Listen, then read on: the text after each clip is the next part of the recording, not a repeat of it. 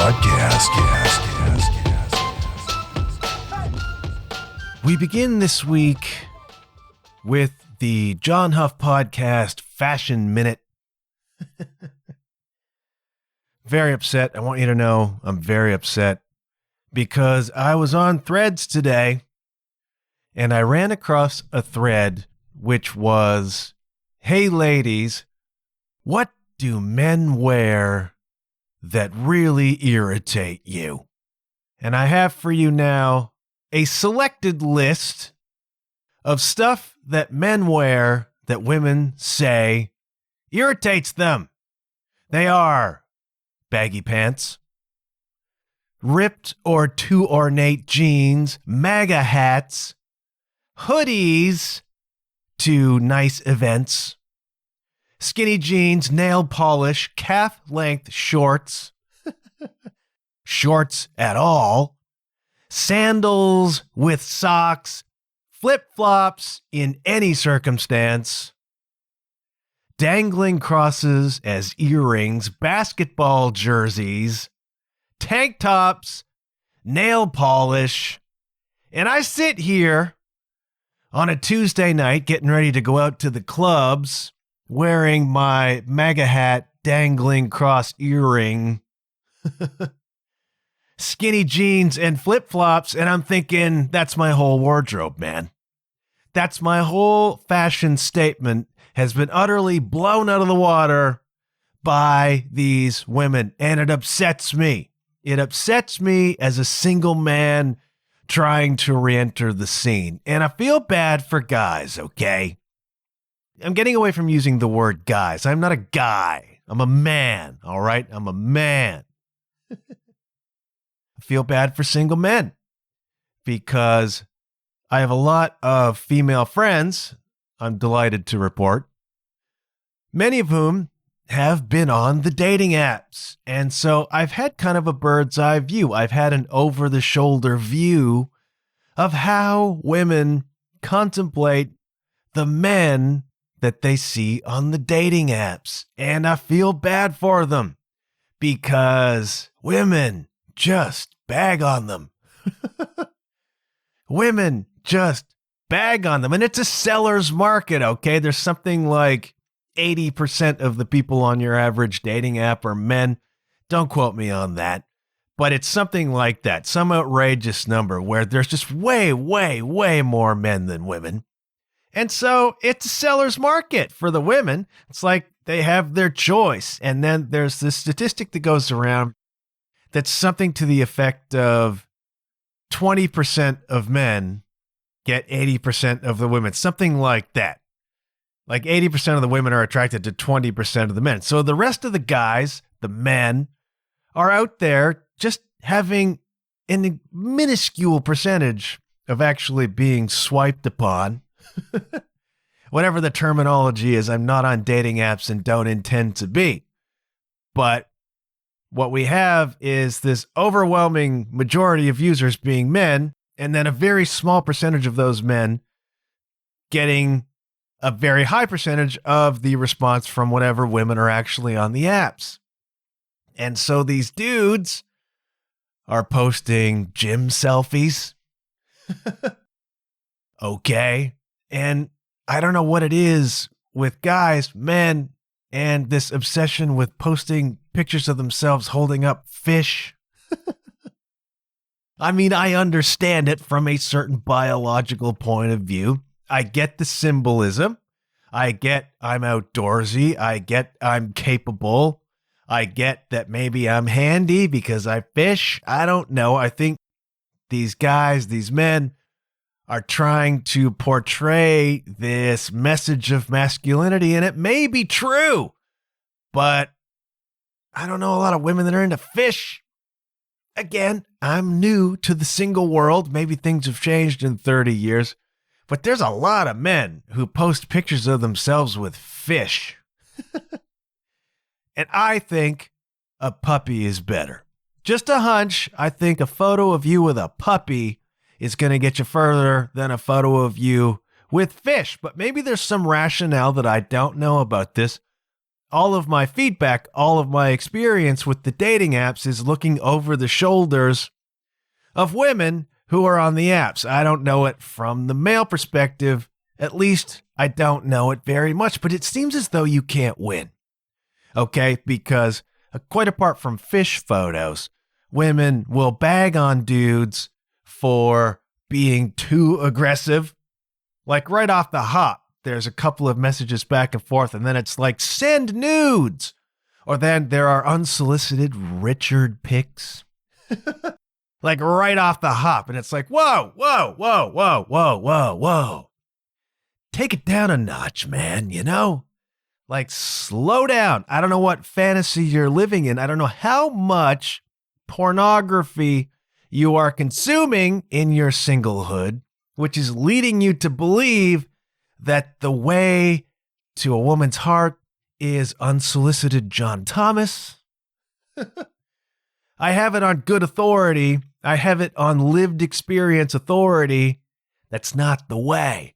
But then I got another friend, male, XY, who has been on the dating apps and been brushed off for not being aggressive enough. For being, you know, a gentleman in the traditional sense. And some woman brushed him off because he didn't ask for nudes right off the hop, didn't come in hardcore with the innuendos, didn't come right after her for some sort of, you know, hookup, and didn't supply a Richard. And so it's like you can't win. And so I feel bad for dudes. And I'm just done painting my nails for tonight's excursion out into the clubs. And I'm like, well, I guess that's an error too.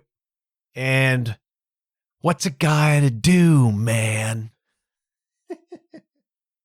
I wanted to start off with something a little bit light, something a little bit breezy. I'm in kind of a goofy mood. And it's the product of two things, really. It's the product of semi-exhaustion, and it's the product of just being in a heavy mood. And I'm reflecting today, I'm reflecting this week upon what you might call an inauspicious anniversary. For it was 5 years ago, just about right now, when your humble host popped. When the anxiety breakdown began. The George Floyd riots, the George Floyd protests, were the catalyst for that breakdown. Now, the catalyst came, the match was dropped upon a dry tinder. And the dry tinder, of course, was the pandemic. The George Floyd protests in the States began around May 26th of 2020. As I record this, it's May 27th of 2025. And so we're talking about smack dab 5 years ago as the first pandemic lockdowns were happening, and they were the scariest ones. There were different flavors to the pandemic lockdowns. The first ones initially were in a strange way kind of exciting, almost fun. It's like this complete apple cart upset of the way life is. This is not something that any of us had ever experienced before. And so there was this bizarre kind of novelty as things began to shut down around the world. Anybody remember the footage of Italians on their balconies singing to each other? That was the world in the initial phases of the lockdown, but it was scary. It was scary for empaths like me who absorbed the emotions of the world. But there was a weird kind of novelty in it at the same time. Like, this is kind of fun in a weird way. Like, we're all in this together. You know, we're all hunched in our homes, and then who's our bubble and who isn't, and what are we allowed to do? And there was this, what turned out to be naively optimistic sense that this is going to bring us together. You know, neighbor supporting neighbor, and check in on your loved ones, and this enormous global community beginning to relate to and understand each other on a new level, ironically from a distance, from a safe distance. And that was the early lockdowns. But the early lockdowns had the most madness too. Like, I remember going to the grocery store that first time where I got a cart and started walking in and they're like, yo, Jack, back of the line. I'm like, what line? And then I look and then all the way down the plaza are people lined up 6 feet apart. There's tape on the sidewalks and you still see the tape on the sidewalks, faded now, ragged now, in certain places. And when I see that, I have flashbacks. A lot of people, and kudos to them, have moved on from the pandemic. They don't think about this anymore. For me, it was so consequential and so awful that it's going to be part of me forever. And so anytime I see the tape on the sidewalk, I'm thrust back there, standing in line, kind of nervously talking from a distance to the other people. And I went the first couple of times with no mask because it wasn't mandated. Then there came a time where it was like I was at the grocery store and I'm like, you had to get a suit of armor on. You had to get a hazmat suit to go to the friggin' grocery store. And it was tense. It was unnerving. It was scary. It was apocalyptic. It was dystopian. It was all of those things. But the first ones, the first flavor, there was a weird excitement about it, a weird novelty in it. And you hoped that in some way it was going to make the world a better place, and it didn't. It most certainly did not. But in those days, it felt like maybe it could, but I absorbed it. I absorbed the fear. I was great at projecting. I was great at sort of putting myself into this weird dystopian horror film. But I was okay. I was posting. I had started doing this series on my website, this blog series called the COVID Diaries. I did 5 or 6 entries about life in the pandemic as it was unfolding. Some good stuff, actually. I haven't looked at it in a long time, but it's still up on my website, john-huff.com. Drop by and, buy a mug. But I was doing that, and that was one of my ways of coping, and then music went away, and my dreams went down the friggin' toilet, and that's a whole other story. But the fear was in me. The fear and the anxiety was bubbling in me and had been for a few years, okay? I had been sitting on this little cauldron of anxiety for quite a long time, managing it, but it was there. It was there. And then the pandemic began to open the door on that just a little bit, amplified it just a little bit. I had stopped watching the news. 2018, I stopped watching the news because I was working for the cops in my local municipality, doing media and communications for the cops. And what happens is you find yourself immersed in crime. We had the police scanner in the media office. We had city TV up on the big screen, just running the ticker of crime stories. Everything you heard was crime. Everything you thought about was crime. And you begin, in my case, to just see crime everywhere. And my world became very small. I became immersed in this world of crime. And I think over time, you become accustomed to it, and I'm not sure if cops ever really come out of that. They become hardened to it. They become psychologically kind of calloused to it, and I heard some conversations between cops that were objectively hilarious, but when you think about them, egad, also another story. So I stopped watching the news because I was getting enough news at work. Work was plenty of news for me, and it was beginning to upset me. It was beginning to make me feel as though the world was dangerous. And so the anxiety began there. You would call that the seed, maybe. And then the soil became a little bit more fertile with the pandemic and the anxiety that came with that. And I began to absorb that too. And I had not watched the news for a long time because the news is all friggin' negative. We've talked about this. The news is scary. If it bleeds, it leads, man. And human beings react to circumstances of danger. We react to the hint of danger more than we react to happy stuff. It's a biological mechanism. It's evolution. News knows that. And so the first story is always something horrendous for the most part, unless your team wins the championship, like the women's Arsenal. The Arsenal women won last weekend the Champions League, beating Barcelona, and what a friggin' celebration that is. Your team wins, maybe that's the lead story. Otherwise, it's something terrible. It's something terrible. It invokes a fear response. You can't look away because you're hardwired to find out what the danger is, because if you didn't pay attention to the danger many, many, many generations ago, you were dead. you were toast. And so we are hardwired for the bad news. I stopped watching it because it was beginning to affect me because I was living in bad news all the time. I was living in danger and crime all the time. And you begin, if you're me, to see the world as that. And it isn't. That's a very small percentage of the world. Doesn't mean it doesn't exist, but it's a very small percentage. But you immerse yourself in it and it becomes 100%. And are you not going to be frightened and worried and looking over your shoulder all the time if you think 100% of everything is just crime and danger? So I turned off the news for that reason. I was getting plenty of reality at work. But then when the George Floyd thing happened and these riots, these protests broke out across America in the midst of this crazy pandemic, as I said, the early lockdowns had a weird novelty to them. Subsequent lockdowns began to be more routine, boring, complacent, and then angry.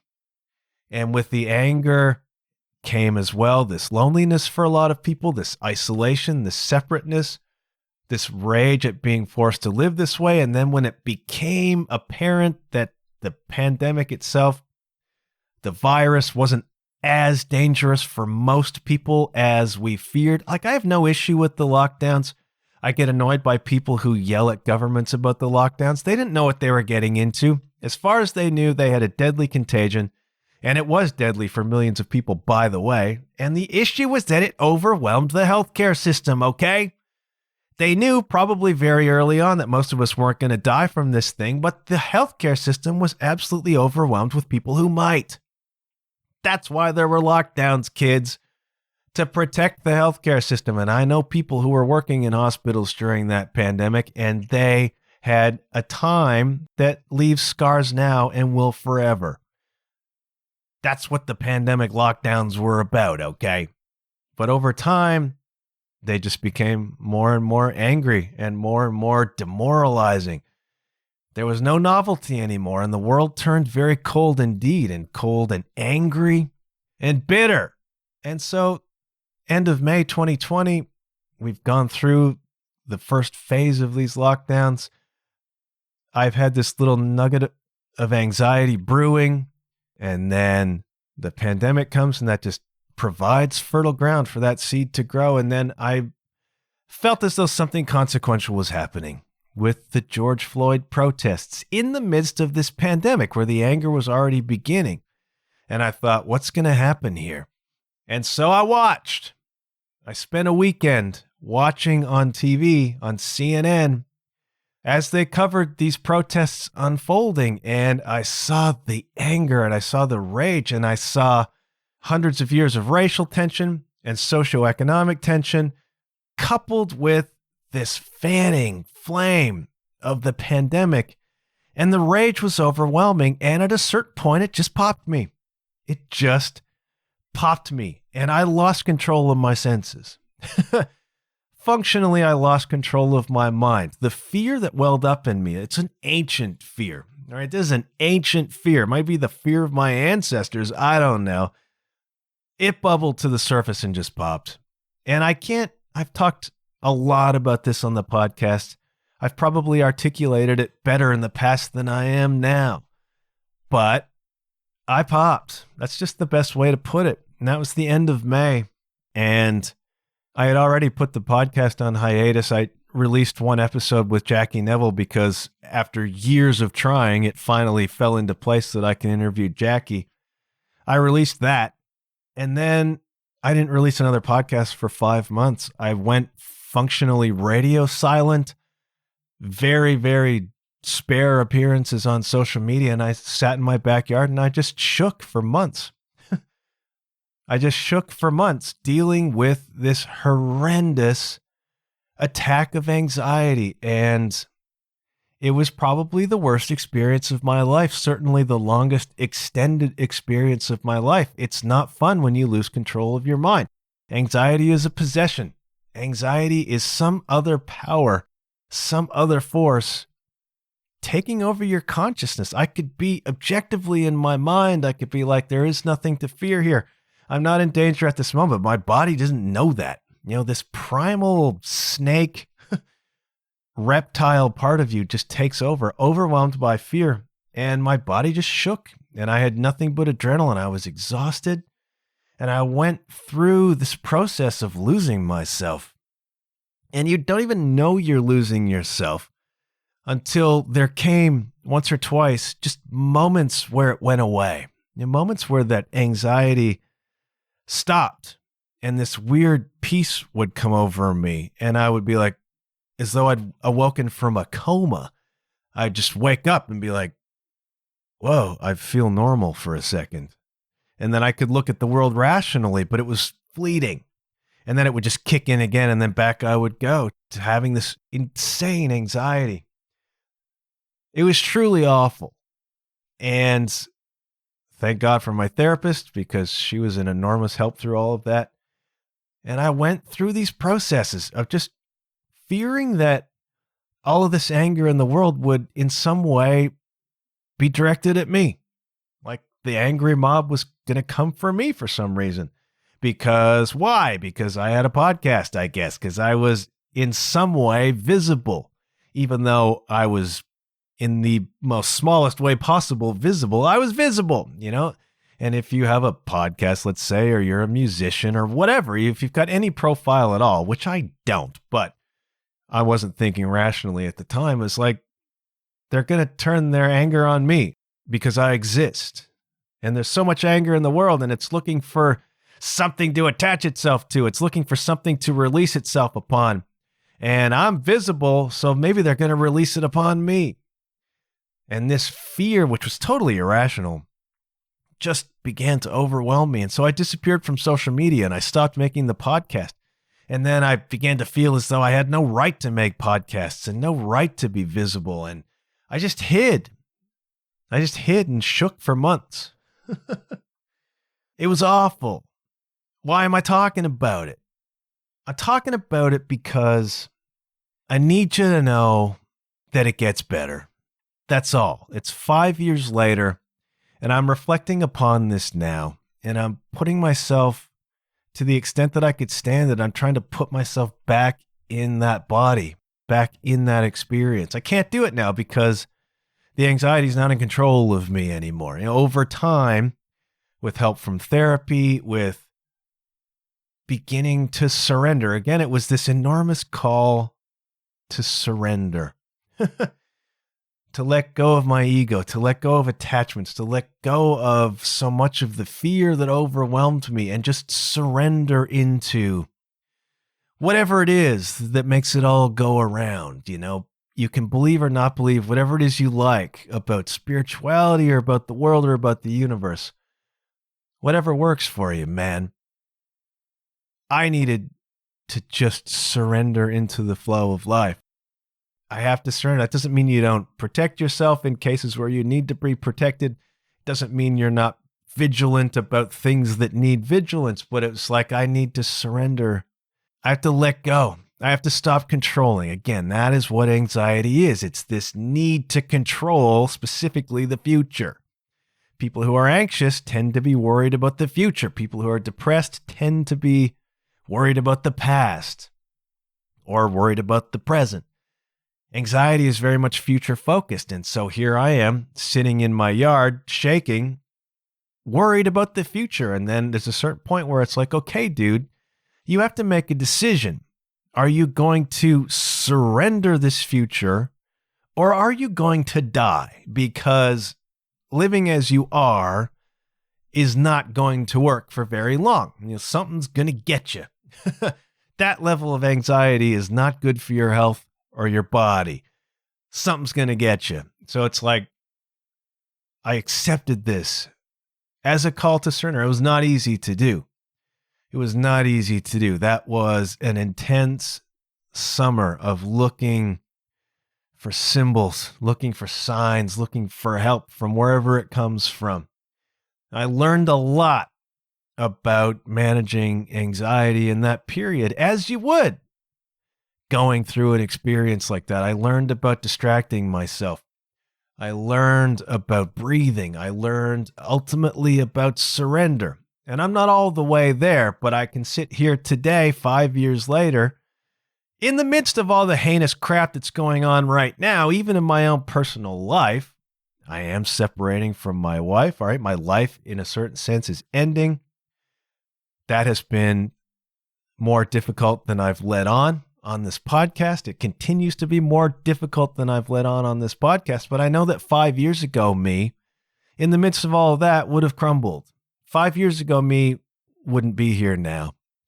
And I can say, having gone through that experience and having weathered it and tried to learn from it to the extent that I have, is one of the things that makes me functional now in the midst of everything that's happening, which is anxiety inducing as it gets.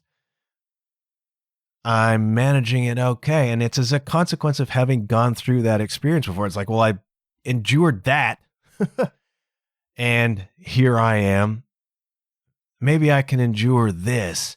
And with this newfound surrender into the flow of life, you can release to a certain extent your anxieties. Not all the time. I still have moments where I freak out. I still have moments where I'm upset.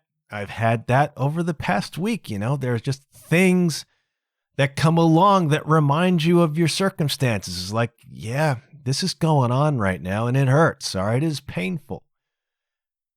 But I'm able to handle it partly as a consequence of having gone through exactly 5 years ago this enormous life-changing experience of anxiety. And I'm talking about it now because A, it's an anniversary, but B, it's heinous. I use the word heinous a lot, and I like that word, and it sums up a lot of what's happening. I'm not just talking about the political situation, and I got friends in the States who have told me how frightened they are of what the hell is going on down there. It's not just that. That's big picture stuff. I think of Liverpool celebrating winning the Premier League on the weekend, and there's tens of thousands of people gathered to celebrate the parade, and some maniac drives his car into the crowd and injures 11 or 12 people, something like that. Thank goodness nobody was killed. But it's like you can't even celebrate your team winning without fear of some maniac driving his car into the crowd.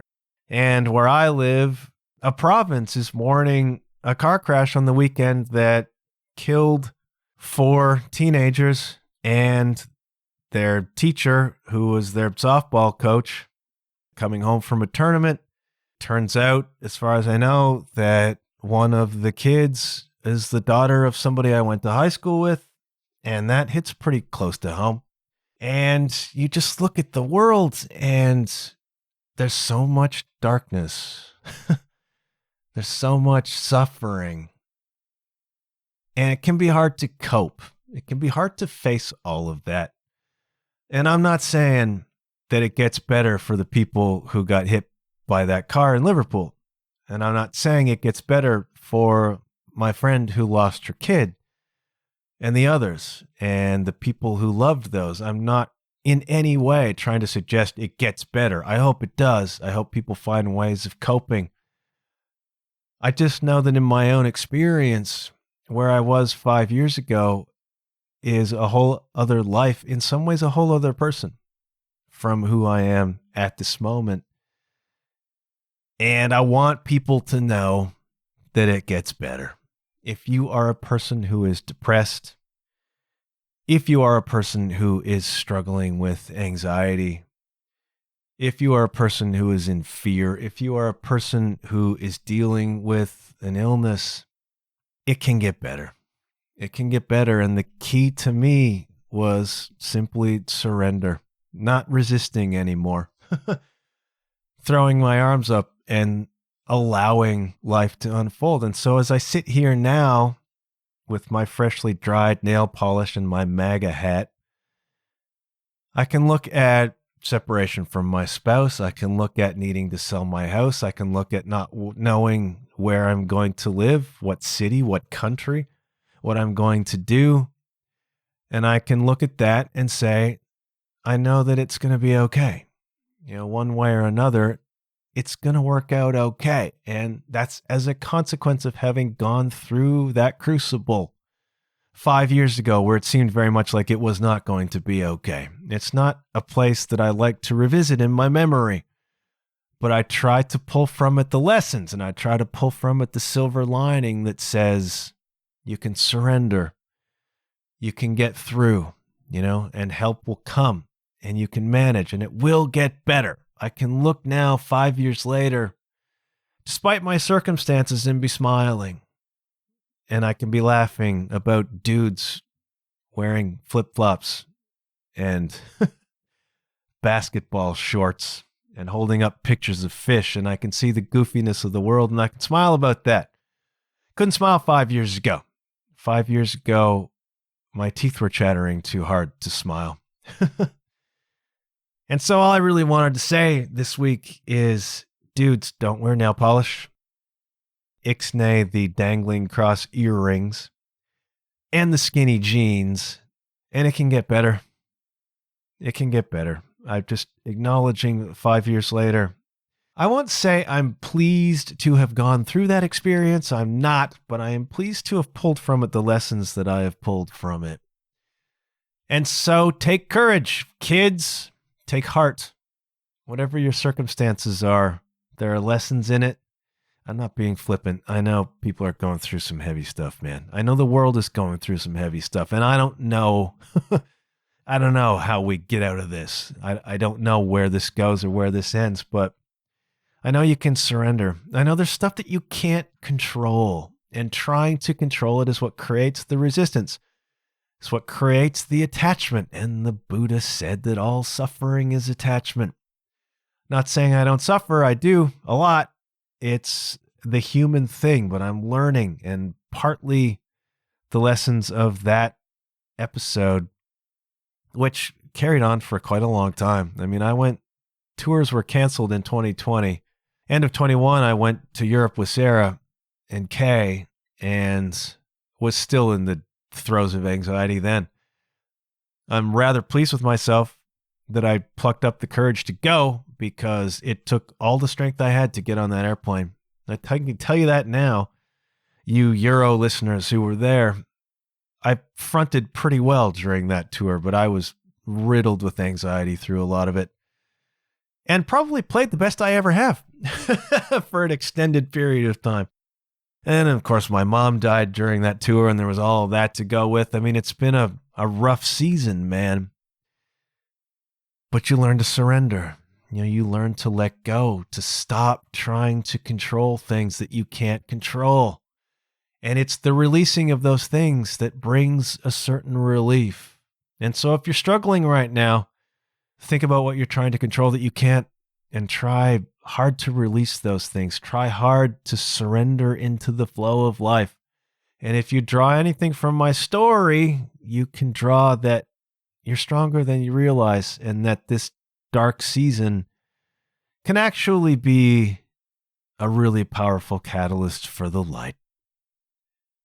And that's all I'm going to say this week. Thank you so much, kids, for tuning in. I hope you are well. Good things happen when you put yourself out there. And hey, kids, I'll check you later. Yeah.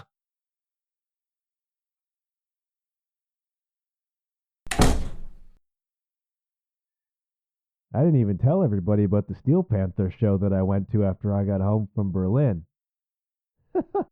You think men are wearing bad stuff? I think women are way too casual about being topless in public shows.